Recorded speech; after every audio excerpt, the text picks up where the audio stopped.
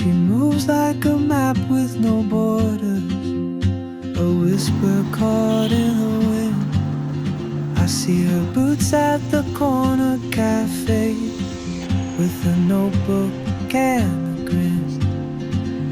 She's chasing skies I've never named. We can see children playing their football, हैन म चाहिँ still बाटोमै छु यो बाटो हुँदै जाने हो यताको डाँडा पल्लो डाँडा हेरौँ कति टाइम लाग्छ है सी दिस रोड गाइज यो चाहिँ बाटो हो यता तलदेखि आउँछ हैन त्यहाँ अगाडि तल एउटा पुल छ माथि डाँडाहरू पनि देखिन सकिन्छ अनि यो माथिको यो बाटो हुँदै जाने हो के यो रोडको बाटो चाहिँ यो हुँदै जाने हो जङ्गलको बाटो अगाडिदेखि भेट्छ I'll see you there guys यहाँ अङ्कल आन्टीहरू पनि फर्किँदै हुन्छ कहाँ पुगेर आउनुभयो माथि चिन्डेसम्म होला जस्ट माई गेस है गाइज त्यो अङ्कल आन्टीहरू चिन्डे डाँडा पुगेर आउनुभयो होला सायद होइन अलिकति नजिक भनेको त्यही हो यहाँको हाइकिङ रुट भनेको यो रुटको मेन स्पट हल्का नजिक भनेको चाहिँ त्यही नै हो सो आई गेस है बाटोमा चाहिँ यस्तो पनि देखिन सकिन्छ माथि जङ्गलतिर हेर्दा यो चाहिँ के हो भन्दा यहाँदेखि चाहिँ पानीहरू झर्छ क्या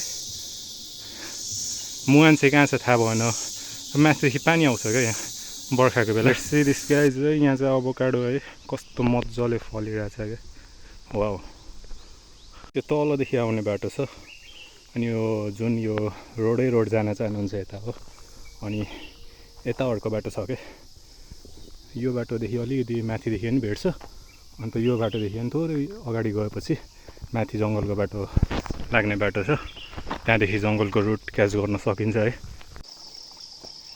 hello guys welcome to my YouTube channel I'm finally here यो चाहिँ जङ्गलको रुट हुँदै जाने हो भने मैले अगाडि देखाएको बाटो चाहिँ त्यो बाटो हुँदै जान्छ माथि चिन्डे डाँडासम्म अब हामी चिन्डे डाँडा हुँदै माथि आज झन्डी डाँडा पुग्छु म चाहिँ होइन अन्त बाटो चाहिँ यो हो खासमा यो हुँदै जान्छ माथि चढ्दै जान्छ तलदेखि आउँदा राइट साइडको बाटो है गाइजहरू नभुल्नु होला हस् त लेट्स सी गाइज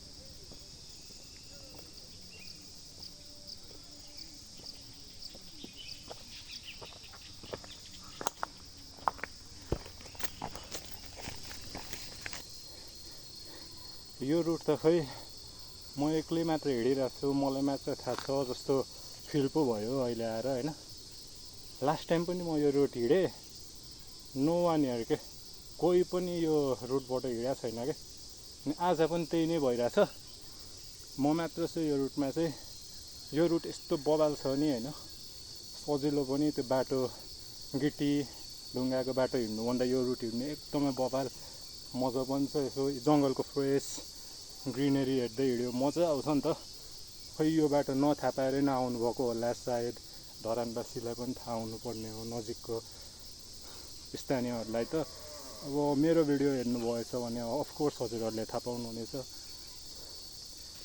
यो बाटो आउनु होला जो कोही पनि आउँदै हुनुहुन्छ होइन यस्तो बवाल छ क्या यो बाटो लेट्स सी क्या रुट यस्तो रुट छ क्या बवाल छ होइन अनि यतादेखि तल होइन सिमी गाइज स्वेट पसिना भइसक्यो होइन हल्का गर्मी छ अहिले घाम लाग्न थाल्यो अघि चाहिँ पानी परिरहेको थियो अलिअलि सिमसिम परेर अहिले फेरि घाम लाग्न थाल्यो लेट्स सी अगाडिको वेदर कस्तो हुन्छ होइन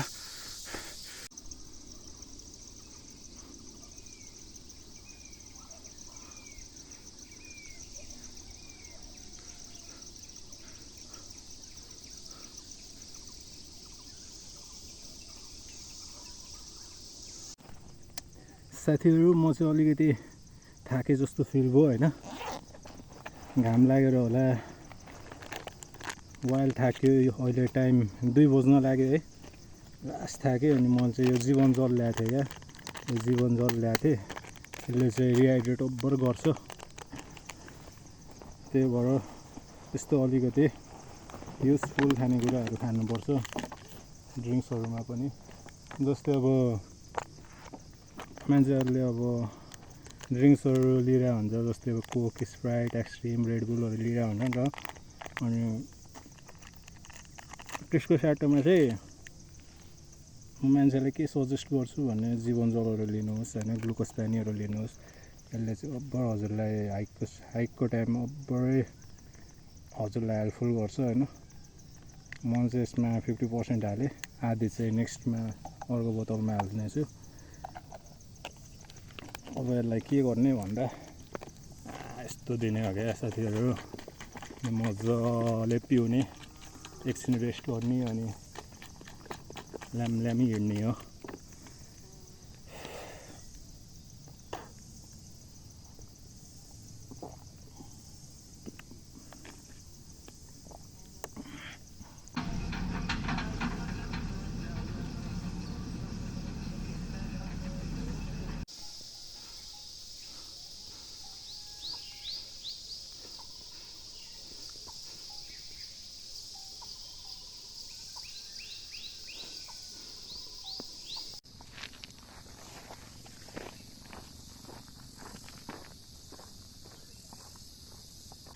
साथीहरू नेपालमा चाहिँ गर्मी बढ्यो है, गर्मी बढ्यो।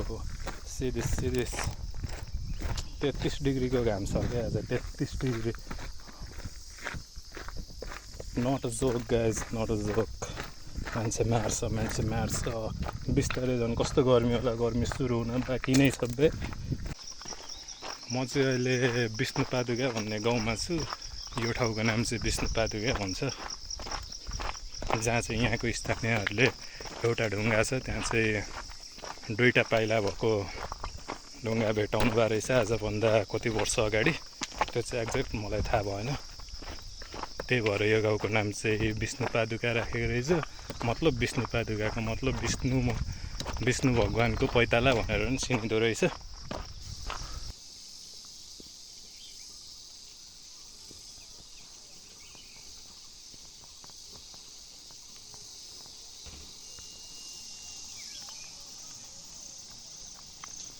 साथीहरू यहाँ चाहिँ एउटा बोर्ड छ, यता विष्णुपादुका मन्दिर जाने वे देखाइदिएको छ, अन्त यता चाहिँ चिन्डे डाँडा जाने वे देखाएको छ। अन्त यहाँ भाइ बहिनीहरू नुहाउँदै रहेछ। अन्त दिस इज द वे, यो सानो गेट जस्तो छ नि, दिस इज द वे। अनि यता जानुपर्ने हो। लेट्स गो है। फाइनली गाइज म चाहिँ डेस्टिनेसन आइसकेको छु। लेट्स सी अगाडि कस्तो रहेछ मन्दिर होइन।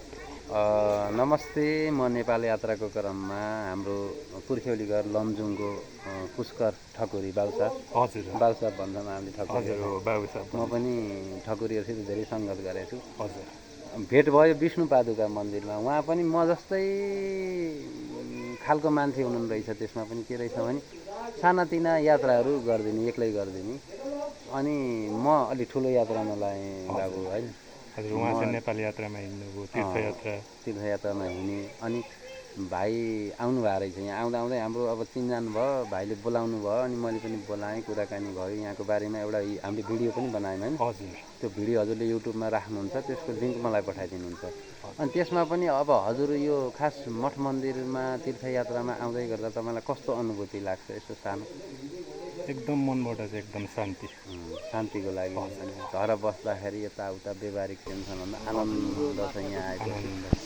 अनि यो जटायु अनि शिवजीको बर्मा कपाली कपाल सपाल खौरिने भनेर यहाँ हुँदो रहेछ। ओहो, यो हजुर बर्मा कपाली हो यो तलको। अनि त्यसपछि यहाँ अब यो सिमलको बुटो मुनि चाहिँ उहाँहरूको एउटै श्री विष्णुपादुका मन्दिर भनेको के रहेछ भने भारतको गयामा गएर 1000 चोटि गएर श्राद्ध गरेको पितृहरू नतरेको पनि यहाँ आएर तर्ने भनेर यहाँ स्कन्द पुराणमा लेखिएको श्लोकको त्यहाँ श्लोक सहित राखिएको रहेछ। हजुर। अनि हामी नेपालमा बसेर नेपालीहरूले अब भारत गए पनि त्यो जानु, भारतको तीर्थयात्रा पनि गर्नु मन नगर्ने भन्ने। तर हाम्रो सोच भनेको के हो भने यो नेपालमा बसेर नेपालीलाई हाम्रो यो मठ मन्दिर कहाँ छ, के छ, कस्तो छ भन्ने कुरा हामीलाई थाहा हुन पर्यो। एउटा कुरा हजुर हो, हरेक नेपालीलाई। जस्तै हामी पश्चिमको मान्छेलाई पूर्वमा कुन तीर्थ भन्ने थाहा हुन पर्यो, पूर्वका मान्छेहरूलाई पश्चिममा कुन तीर्थ छ, हिमालमा के छ, तराईमा के छ भन्ने कुरो थाहा हुन पर्यो। एउटा मेरो सिद्धान्त। अनि अर्को के रह्यो भने हामी नेपालमा बसेर नेपाली हौँ भन्न गर्व यो धार्मिक तीर्थस्थल अब को पहिचानको लागि हिँडेको। अनि तपाईँले देख्न सक्नुहुन्छ यहाँ यो बुद्धको विद्यालय छ। हजुर हजुर। नेपाल अब हाम्रो लुम्बिनीमा बुद्ध जन्मिनु भएको, बोधगया भारतमा गएर बुद्धत्व प्राप्त गर्नुभएको, यो त हजुरले पनि पढ्नुभयो होइन, स्कुलमा पढ्नुभयो। अनि यो गाउँबाट तपाईँ यहाँबाट खोज्दै खोज्दै खोज्दै खोज्दै म हिजो गएको, यहाँ कोही पनि यहाँ तामाङ राई लिम्बू बाहेक अरू कोही पनि हुन्छ, सबै बौद्धिस्ट। यहाँ एउटा हिन्दूको घर तपाईँले भेट्न सक्नुहुन्छ। हजुर हो। तपाईँ यदि कुनै दिन हिँड्नुभयो भने अब यतापट्टि अलिक पल्टी र डाँडातिर हुनुहुन्छ, तर यस्तो ठाउँमा पनि अब यहाँ गुरुहरूले यहाँको गुरु परम्परा अनुसार यो विष्णु भगवानको पादुका चित्र अब कता खन्दाखेरि पाएर अनि यहाँ स्थापित गरेर यस्तो दिव्य बनाउनु भएको रहेछ। गुरु परम्परा अनुसार उहाँहरू तामाङ परिवारबाटै हुनुहुँदैछ, त्यो अर्को खुसी लाग्यो। अनि अर्को कुरो म यहाँको गुरुहरू म 1-2 घन्टा बस्छु यहाँको दर्शन गर्छु भनेर हिँडेको मान्छे। हजुर। आज 3 दिनसम्म यहीँ बसिरहेको छु, अझै पनि म यहाँबाट जाम कि नजाम कि अझै मैले केही सिक्न छ कि फेरि आउनलाई भनेर म हिजो यहाँबाट उहाँ तपाईँले देखाउनुहोस् त यो यतापट्टि सिमलको 2टा बुट्टाबाट देख्न सकिन्छ। त्यहाँ कौरव र पाण्डवले अलि यता हुन्छ यति घुमाउँदै आउनु न। कौरव र पाण्डवले तासिलेको ठाउँ रहेछ कि त्यो छ नि त्यहाँ। हजुर यो माथिको कोका नदी भनेको यो एकदम श्रेष्ठ नदी पर्दो रहेछ। यो सप्तकोशीमा मिसिँदो रहेछ। अझै यतापट्टि देखिन्छ कि त्यहाँ त्यो गाउँभन्दा माथिपट्टि है, त्यहाँ सीताकुण्ड र गणेश कुण्ड अनि त्यसपछि सीताहरूले नुहाउने पँधेरी पनि रहेछ क्या। विष्णु पादुका मन्दिरको समीपबाट हामी बोलिरहेका छौँ। र फेरि तपाईँहरू नेपालबाट जहाँ कोही हुनुहुन्छ धरानमा एउटा विष्णु पादुका मन्दिर जो कोकाहा नदीको तलपट्टि रहेको छ। विष्णु पादुकाको दर्शन गर्नुहोला र जहाँ हुनुहुन्छ नेपालको तीर्थयात्रको पहिचान गरिदिनु होला। यस्तै भाइहरूले हामीहरूले नै पहिचान गरेर हुने हो। मेचीले पनि हाम्रो फेसबुकमा कन्ट्याक्ट हुने नै छ। अब गुरुसँग भेटेर मलाई पनि धेरै खुसी लाग्यो। उहाँ चाहिँ स्याङ्जाबाट हुनुहुँदो रहेछ। अब उहाँ चाहिँ अब 1 दिनको लागि भनेर यहाँ आउनुभएको। उहाँ यहाँको वातावरण, यहाँको जुन अब मठ मन्दिरमा अब उहाँ भुलेर उहाँ चाहिँ 4 दिन भइसकेको छ यहाँ बस्नुभएको। अब 4 दिन भयो। अब चाहिँ नि अब अर्को स्थानमा जान भनेर रिसर्च गर्दैछु कुन ठाउँमा जाउँ। तपाईँहरूले पनि अब यो खबर के गर्नु, सरकारको यहाँ आँखा परेन। हजुर। यत्रो तीर्थयात्रामा यत्रो उसमा कम्ती संसारमा सबै मन्दिर हजुरले यो भिडियो मार्फत भनिदिनु। म चाहिँ नि राजनीतिक मान्छे होइन, म धार्मिक होइन भन्नुपर्ने। अब यहाँनिर के हुनु हजुरले यहाँ के भइदिए जस्तो लाग्छ? हाम्रो सनातनी धर्मलाई पितृहरूलाई उद्धार गर्ने है, पितृहरूलाई उद्धार गर्ने, यो सनातनी धर्मलाई रक्षा गर्ने र यो नेपाल अधिराज्यभरि यहाँ पौक्यो औँसीमा पितृहरूको चाहिँ उद्धारको लागि यहाँ भिड हुने। मन्दिर जीर्ण भएर गएको छ। सरकारहरूको पुरानो सरकारको त पर्दै परेन आँखा, नयाँ सरकारहरूको आँखा पर्छ भन्ने यसपालि अहिले त कस्तो सौभाग्य जुटेको छ भने यहाँको एउटा संसद चाहिँ नि उहाँ हुनुहुन्छ होइन।